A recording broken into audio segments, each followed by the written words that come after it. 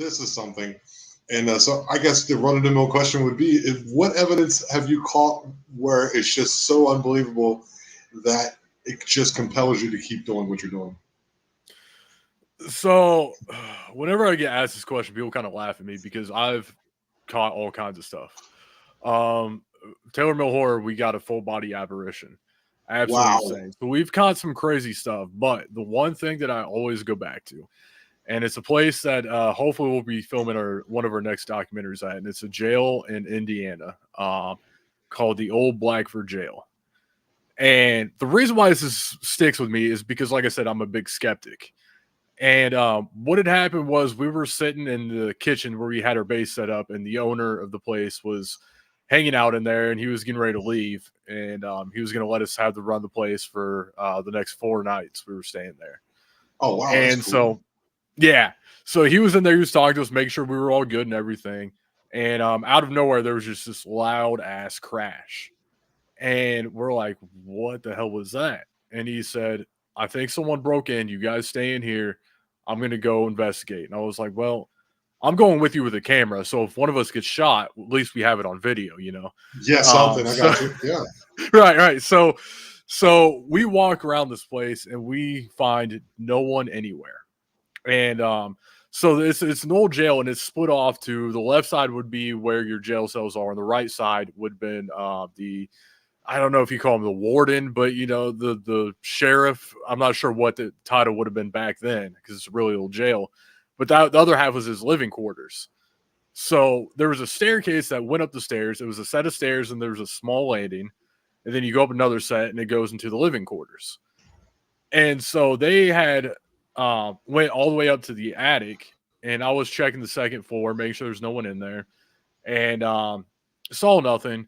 So I went down the stairs and I stopped on the landing because I heard them coming down. Now, before we start our investigation, we always do a walkthrough, and we always record with their cameras and everything because when you go back and you think you caught something, you could have something to reference to. You know, Okay. if you caught a strange noise, you could go back and be like, okay, when we did our walkthrough, did our cameras act this way or catch anything that sounds like this when we're in the area, dude. you know? Right. There's a door there that's open that we can't shut. It's a little windy out, so it's going to make a little noise. So if we hear that, then we know it's that. I got you, dude. That makes sense. Exactly. So I'm standing on this landing, and they come down the stairs, and we're just standing there talking like we didn't find anything. And then the owner was like, oh my God. He said the painting fell.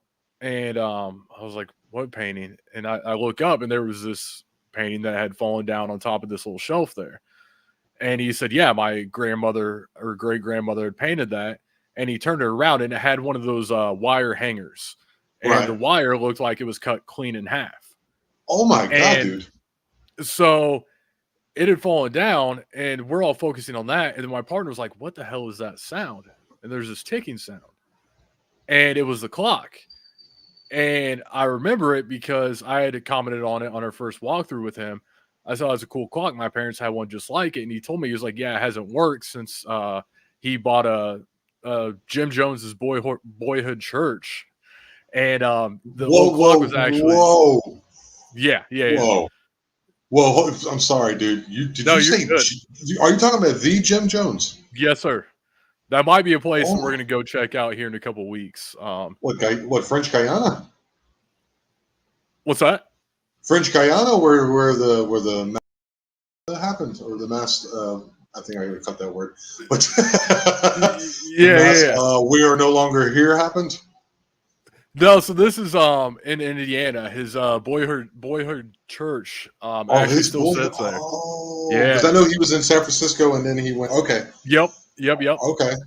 At some point, he made his way to Indiana. Okay, that's a really interesting connection. Yeah. So he had the clock that he found there, and it was sitting on the shelf. And when we were talking about it, he said, yeah, it hasn't worked since I moved from the church because those old clocks have those weights in it. They have to be balanced, and someone has to know what the hell they're doing to get those to work. So the painting had fallen onto the clock, and it made it work. And the weird part is we're like, holy shit, look at the time. The time was correct to the second. So somehow this painting had fallen down, hitting the clock, and started it at the exact second that it was, in real time.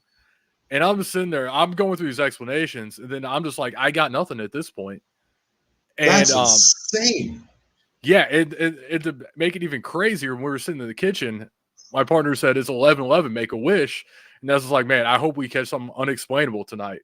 Maybe 30 seconds later is when we hear that bang. So that clock had been stopped at 11:11 and just happened to start back up again because this painting fell on top of it at 11:11. And that's something that sticks with me because I literally cannot come with any sort of explanation. It's not one of those things like, oh, okay, I was just seeing things, my eyes were adjusting. Maybe it was, electrical interference, maybe it was radio waves. I got nothing. There's so many levels to that had to happen to where I can't say it wasn't something paranormal. Not only did it start, which is odd enough, the painting falling down, cutting two on the wire, odd. Not only did it hit the clock started, but it's on the exact time. Exactly. All the things to line up for everything to make that work would have to be, something out of the normal, hence paranormal. So that's wild, dude. Yeah, and that's something that has kept me up at night many nights because I just wonder, like, okay, so why did that clock originally stop at 11:11, and why did it get moved to here, and why was I there when this happened to happen? Was this all not coincidental, but coincidental in the fact that I was there when this happened, or was there a giant meaning to this that could predate, months? This could have been months in the works, right? Like, yeah. I don't know. Or it could have been some bloodline where your great-great-grandfather on your mother's side, once removed, was a warden at the jail. Right, exactly. I mean, literally, it just keeps you up at night. Really? And the full body apparition doesn't? No, because that's one thing that I can accept. I'm like, okay. Hey guys, if you enjoyed that clip, go down below into the description, click on the channel, like and subscribe while you're over there to get more clips just like it. Not to mention full-length interviews with all your favorite guests that I've had on, and more to come in the future. You can also find me on Rumble, you can also find me on Spotify, and you can also find me now on Podbean.